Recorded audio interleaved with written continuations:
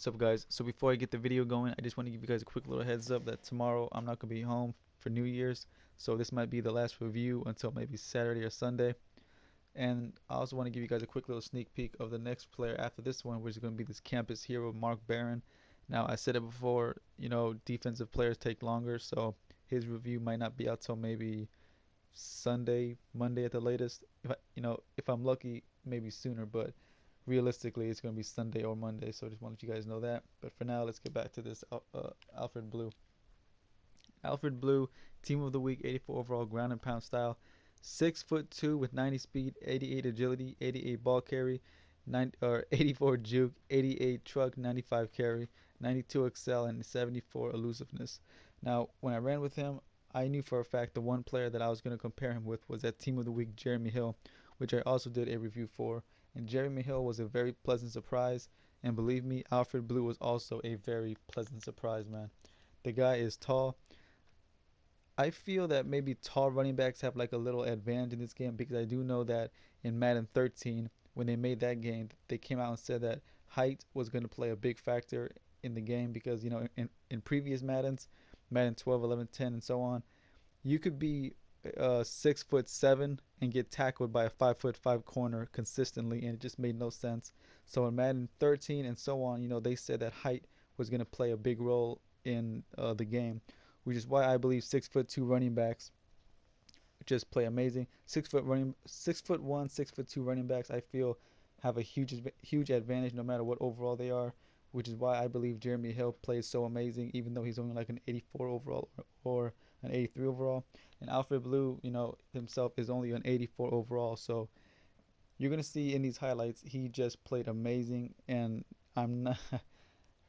I know that you would only expect someone like Steven Jackson, Chris Ivory, to break this many tackles, but you're gonna see for yourself how many tackles and stiff arms he got when I played with him.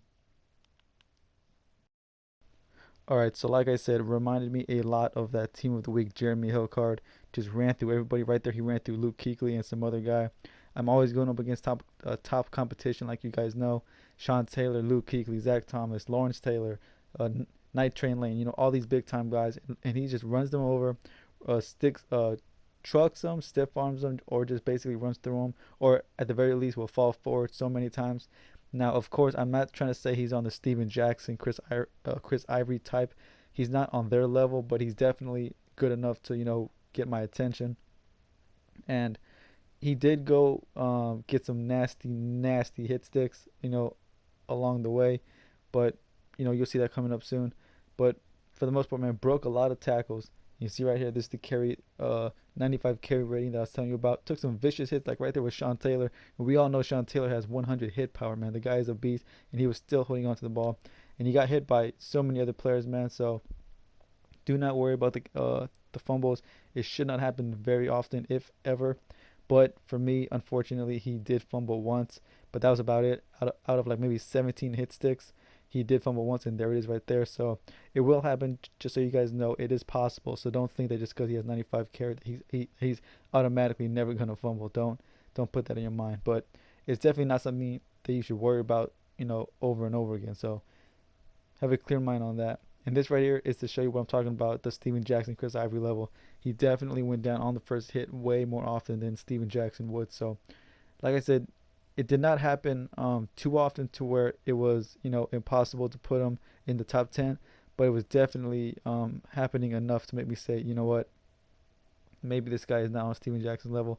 But if you've played with that Team of the Week, Jeremy Hill, that's exactly who this guy should remind you of. Like I said before, because he has great stats on paper in terms of stiff arm, but that's the one thing that I do want to bring up actually. Players like Steven Jackson and Chris Ivory, they will break tackles on their own. You don't have to press stiff arm or anything. They can just break those tackles on their own. He is not that type.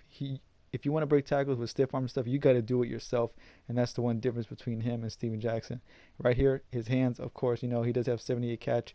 Will not drop open passes too often, but do not throw in traffic. Like I said before, don't do it. Most likely he will not come down with it. But if it's wide open, I say just do it. And right here, some players just play better in certain situations, and I definitely feel he played best in the end zone and running up the middle. Those two spots were is where he excelled. Right here, like I said, running up the middle, that's where he played best. I mean, look, breaking tackles from guys you do not see many players break tackles from. So if you get him, run him up the middle, see what he can do. Now right here coming up, this stiff arm was so ignorant right here. Luke Kuechly, I'm not sure if that's a team of the week or the base, but it doesn't even matter. Look at that stiff arm, just so ridiculous, man. And it does not matter, like I said, the team of the week or the base. That Luke Kuechly was Luke Kuechly is a great card. You see right here, dragging this guy forward with a stiff arm. So if like I said, if you want to break tackles and do stuff like this, you're gonna have to do it yourself. Don't just run in a straight line and expect them to do it for you. You gotta earn all these, like that stiff arm right there. You gotta earn these, unlike Steven Jackson and Chris Ivory. So that's definitely a big difference between those guys. But if you time it right and do it right, you will get results like this. And this truck right here, look at that, threw him to the ground and I was gone. But 90 speed does have its disadvantages. Don't expect to break 50-yard runs too often. And look at this, in the end zone, he plays his best. He will fight for every single yard you put in his way. Definitely worth trying out, man. If you got 7K to spare, definitely worth trying out. Anyways, guys, that's gonna be the end of this review. My final thoughts: do I think he's worth 7,000?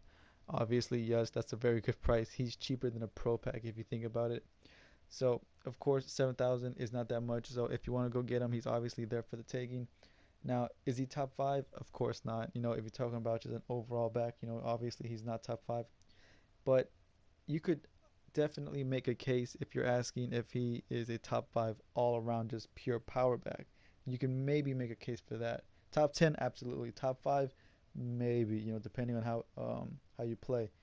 Now, like I said, he was very similar to that team of the week. Jeremy Hill played extremely similar. And you see right here, I got him next to Steven Jackson because he's the only other 6'2" running back that's a power back. Now, of course, you see Steven Jackson, he's just so much better than Jeremy Hill in almost every category. Same height, same speed, but pretty much everything else is better on Steven Jackson's side. Now, like I said, if you're going to get blue, the way to get the most out of him is, of course, number one, use him in the end zone because, like I said, for some reason he just plays so much better in the end zone.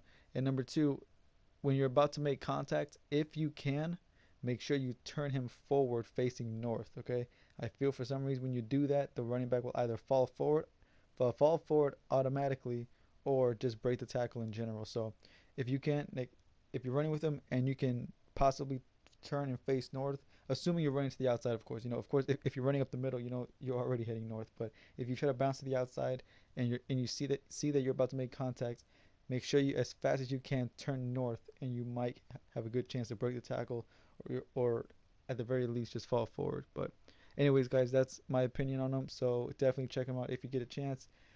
Like I said, the next review is going to be that Mark Barron Campus Hero.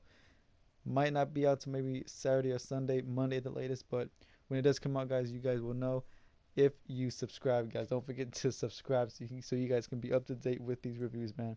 Anyways, guys, I will see y'all boys for the next review, man. Peace.